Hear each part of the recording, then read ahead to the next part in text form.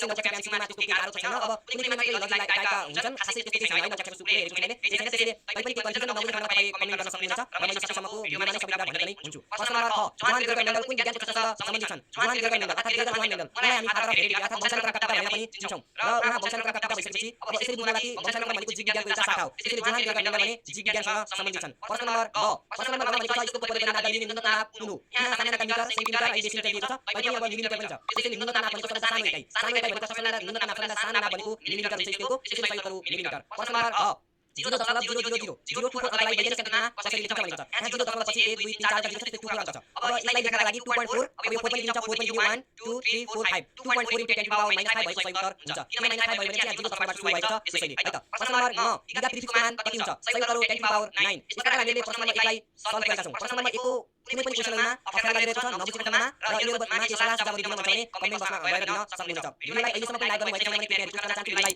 Like गर्नुहोस्। अब हेर्नुहोस् मेरो प्रश्न नम्बर 2 प्रश्न नम्बर 2 मा भनेको छ तलका प्रश्नको उत्तर लेख्नुहोस्। प्रश्न नम्बर अ वैज्ञानिक अध्ययन कसरी गरिन्छ लेख्नुहोस्। उत्तर कुनै पनि नयाँ वस्तु देख्दा साथ अवलोकन गर्ने, जिज्ञासा राख्ने, अनुमान गर्ने, प्रयोगको नतिजा विश्लेषण गर्ने, निष्कर्ष निकाल्ने र प्रतिवेदन गर्ने आदि चरणबाट कार्यबाट वैज्ञानिक अध्ययन गरिन्छ। सामान्यतः यो तपाईले कक्षा 6 7 8 मा पढेकै हुन्छ है त्यही बुझाउनु पर्ने खालको छैन। प्रश्न नम्बर अ विज्ञानका क्षेत्रको सूची बनाउनुहोस्। उत्तर भौतिक विज्ञान, जीव विज्ञान र रसायन विज्ञानका मुख्य क्षेत्रहरू हुन्। अनि अन्तरिक्ष क्षेत्रमा खगोल विज्ञान, भूगोल विज्ञान, कृषि विज्ञान, वातावरण विज्ञान तथा अन्तरिक्ष विज्ञान आदि हुन्। अब तपाईले बुझ्नुपर्ने फिजिक्स, केमिस्ट्री र बायोलोजी विज्ञानका मुख्य क्षेत्रहरू हुन्। अनि अब अन्तरिक्ष क्षेत्रमा खगोल विज्ञान भयो, भूगोल विज्ञान भयो, कृषि विज्ञान भयो, वातावरण विज्ञान भयो तथा अन्तरिक्ष विज्ञान भयो, त्यसपछि कम्प्युटर विज्ञान अर्थात् कम्प्युटर साइन्स भयो। सम्पूर्ण अन्तरिक्ष क्षेत्र अन्तर्गत पर्छ विज्ञानका। र यो तपाईले यस प्रकारले बनाएको छु। उत्तर विज्ञानका विभिन्न क्षेत्रहरूमध्ये भौतिक विज्ञान चाल, शक्ति, बल, चाप, प्रकाश ताप, ध्वनि, परिवेग, गति आदि भौतिक प्रक्रियाको अध्ययन गर्छ। यी सबै भौतिक जानकारी रसायन विज्ञानका लागि पनि उपयोगी हुन्छन्। विभिन्न रासायनिक प्रक्रियाबाट जीव तथा भौतिक संरचनाका लागि औषधि बनाइन्छ। अब उदाहरणको लागि हामी लिने माइक्रोस्कोप उपकरण भौतिक विज्ञानका नियममा आधारित भएर बनाएको हुन्छ। यो माइक्रोस्कोपले रसायन विज्ञानमा विभिन्न अणु तथा परमाणुको अध्ययनका लागि उपयोगी हुन्छ। त्यसका साथै यही माइक्रोस्कोप नै जीव विज्ञान अर्थात् बायोलोजीमा विभिन्न कोष तथा तन्तुहरूको अध्ययनका लागि उपयोगी हुन्छ। यसरी विज्ञानका क्षेत्रहरूको अन्तर्संलग्नलाई व्याख्या गर्न सकिन्छ। उत्तर यस प्रकार छ। बुझ्न चाहिँ स्पष्ट छ। अब यहाँसम्म लेखेको सबै बुझ्नु होला। भौतिक संरचनाका लागि पनि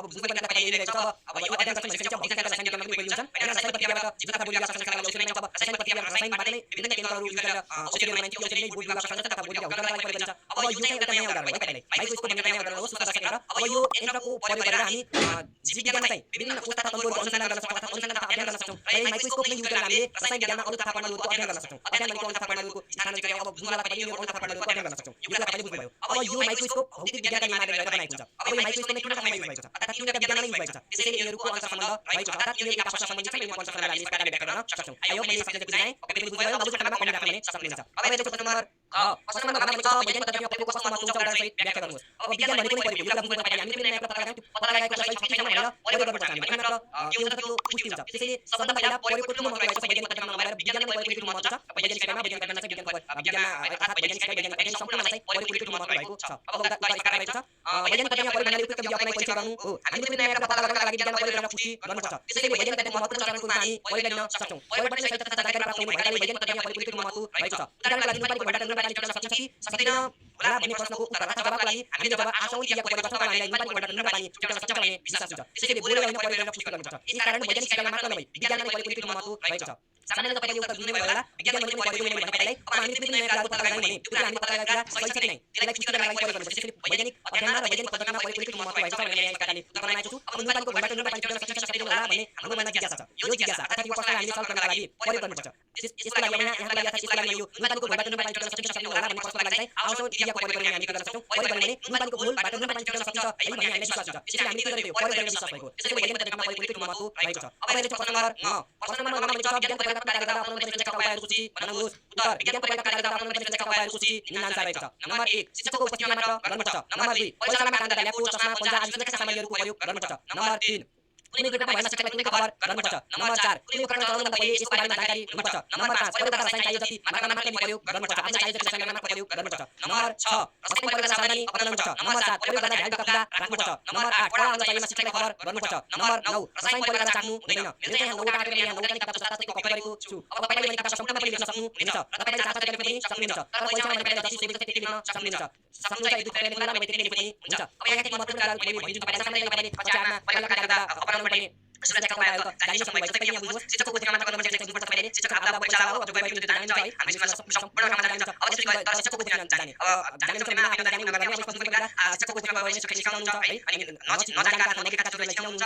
परिचालन काम गर्दा ल्यापटप है कोड सेटको कोड जति गर्नुपर्छ चस्मा गर्नुपर्छ पन्जा गर्नुपर्छ। अनि त्यसपछि कुनै दुर्घटना भयो आफूले किन गरेर शिक्षकलाई कुनै खबर गर्नुपर्छ। अब कडा आउन चाहियो। प्रश्न नम्बर 6 वैज्ञानिक संकेत व्यक्त गर्दा कुन कुन कुरामा ध्यान दिनुपर्छ लेख्नुहोस्।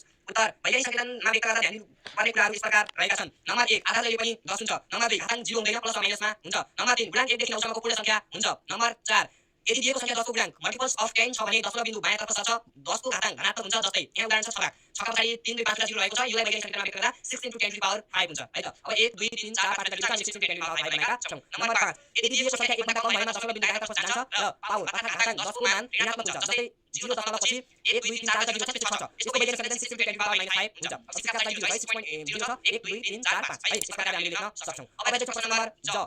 प्रश्न नम्बर जमा छ मेट्रिक्स पुस्तकका किन आवश्यक छ उदाहरण सहित बयान गर्नुहोस्। उत्तर ठूलो तथा सानो परिमाणका नापलाई सम्झिन मेट्रिक्स पुस्तक आवश्यक छ। जस्तै दुध दिएमा भएर 1000 मिलिलिटर दुध दिनु भन्दा 1 लिटर दुध दिनु भन्न सजिलो हुन्छ। यो एउटा मैले सामान्य उदाहरण राखेको छु। मेट्रिक्स पुस्तक भनेको साना तथा ठूलो परिमाणका नापलाई सजिलै सम्झिन र लेख्न सजिलो होस् भन्नका लागि आवश्यक पर्छ। बुझ्नु पर्ने पहिले अब तपाई दुध दिएमा जानुभयो, दुध दिएमा गएर 1 लिटर दुध दिनु भन्न सजिलो हुन्छ। यो चाहिँ सजिलो हुन्छ। तर त्यहाँ तपाईले 1000 मिलिलिटर है 1000 मिलिलिटर दुध दिनु भन्न अप्ठ्यारो हुन्छ। त्यसैले 1000 मिलिलिटर दुध दिनु भन्दा यो दिनु भन्दा हामीले 1 लिटर दुध दिनु भन्न सजिलो हुन्छ। त्यसैले मेट्रिक्स पुस्तकको महत्व ठूलो रहेको छ, तपाईलाई आवश्यक रहेको छ। अब आलु चक्कर जानुभयो, अब 1 केजी आलु किन्नु छ। तपाईले जानु भएर 1000 ग्राम आलु दिनु भन्ने अप्ठ्यारो हुन्छ, अथवा सम्झिन अप्ठ्यारो हुन्छ। तपाईले गएर 1 आलु राख्नु भनेर भन्नुभयो भने के हुन्छ त त्यो सजिलो हुन्छ र सम्झिन पनि सजिलो हुन्छ। ओके कतिले बुझ्नुभयो? प्रश्न नम्बर 6 न्यूनतम नाप छोटकैमा बयान गर्नुहोस्।